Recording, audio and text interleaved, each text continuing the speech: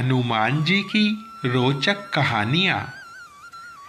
एक बार की बात है, अर्जुन वन में फूल लेने गए।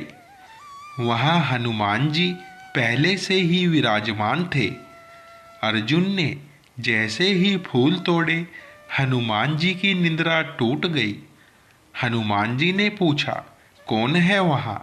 अर्जुन बोले, मैं हूँ। हनुमान जी ने पूछा, यहाँ क्या करने आए हो? अर्जुन बोले, फूल लेने आया हूँ। हनुमान जी बोले, फूल ले जाने से पहले कम से कम पूछ तो लेते।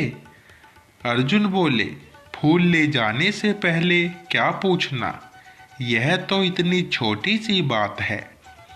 हनुमान जी बोले, बात छोटी या बड़ी नहीं होती, बात चोरी करने की है।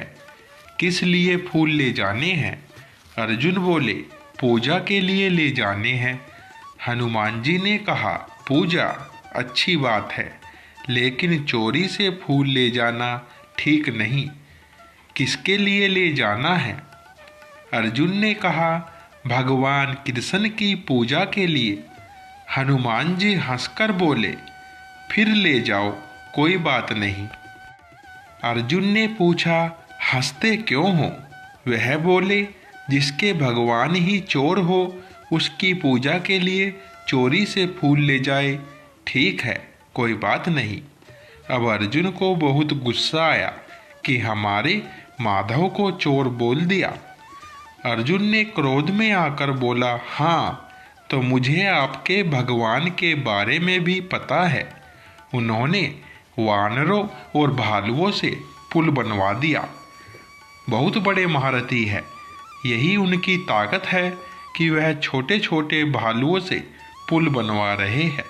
अगर इतने ही ताकतवर है तो उन्होंने बाण से पुल क्यों नहीं बना दिया? हनुमान जी ने कहा, क्या तुम बाण का पुल बना सकते हो? हाँ, बिल्कुल बना सकता हूँ, अर्जुन ने कहा। हनुमान जी ने कहा, देख लो, लेकिन ध्यान रखना, जो पुल भगवान ने बनाया था वह बहुत शक्तिशाली था। उस पर उनकी पूरी वानर सेना लंका पार कर गई थी। तुम्हारे बनाए पुल से उनका एक वानर ही निकल जाए तो हम तुमको शक्तिशाली मान लेंगे। अर्जुन बोले, हाँ, बिल्कुल बना सकता हूँ। हनुमान जी ने कहा, अगर टूट गया तो? अर्जुन बोले, नहीं टूटेगा। हनुमान जी बोले, फिर भी अगर टूट गया तो? अर्जुन बोले, अगर मेरा बनाया पुल टूट गया तो मैं अपने आप को अग्नि में भस्म कर लूँगा। क्षत्रिय हूँ, वादा करता हूँ। अर्जुन ने बाणों की वर्षा की और एक शक्तिशाली पुल का निर्माण कर दिया। अर्जुन बोले, पुल तैयार है। हनुमान जी बोले, राम जी का बंदर भी तैयार है। हनुमान जी ने अपना विशाल रूप दिखाया। हनुमान जी ने जैसे ही पुल पर अपना पहला कदम रखा, पुल पाताल लोक चला गया। हार की शर्म से अर्जुन अपने आप को भस्म करने के लिए तैयार थे। तभी हनुमान जी ने समझाया, देखो, यह जीवन बहुत अनमोल है, यूं बर्बाद मत करो। यह बात सिर्फ तुम्हारे और मेरे बीच ही रहेगी, किसी को कुछ पता नहीं चलेगा। अर्जुन अपने क्षत्रिय धर्म का पालन कर रहे थे और अपने वचन पर अड़े रहे। हनुमान जी ने अर्जुन को बहुत समझाया, लेकिन अर्जुन नहीं माने। हनुमान जी मन ही मन कृष्ण जी को याद करते हैं और कहते हैं, हे प्रभु, सहायता करे। यह तो समझने के लिए तैयार ही नहीं है। तो भगवान श्री कृष्ण स्वयं ब्राह्मण का रूप रख प्रकट हुए और बोले, हे भक्तराज, ये क्या कर रहे हो? यह आग क्यों जलाई है?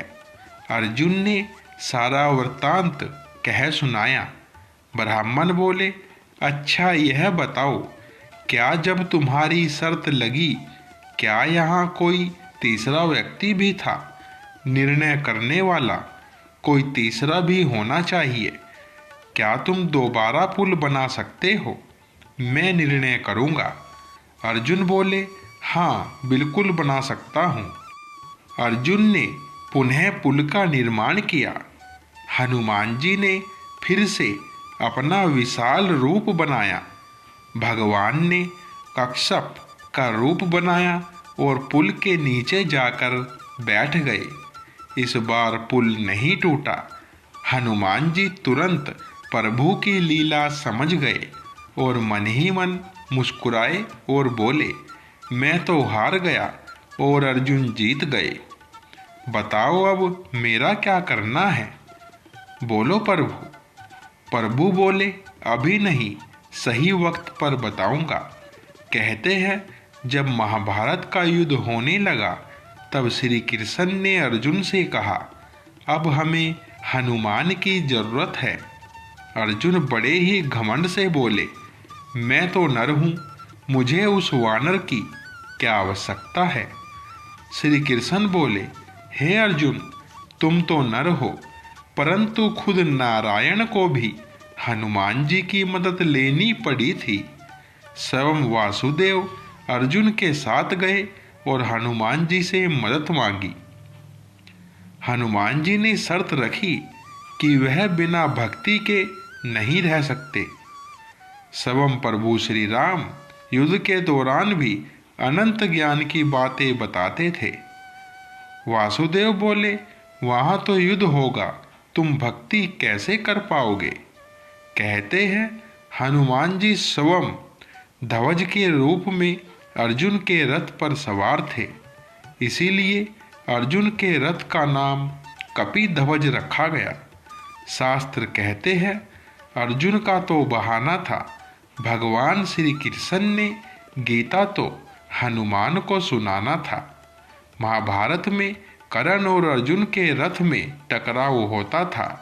कर्ण जब तीर चलाता था तो अर्जुन का रथ हिलता नहीं था, लेकिन जब अर्जुन तीर चलाते थे तो कर्ण का रथ 3-4 कदम पीछे चला जाता था। अर्जुन बोलते थे, नीचे देखो प्रभु, हमारा रथ नहीं हिल रहा है।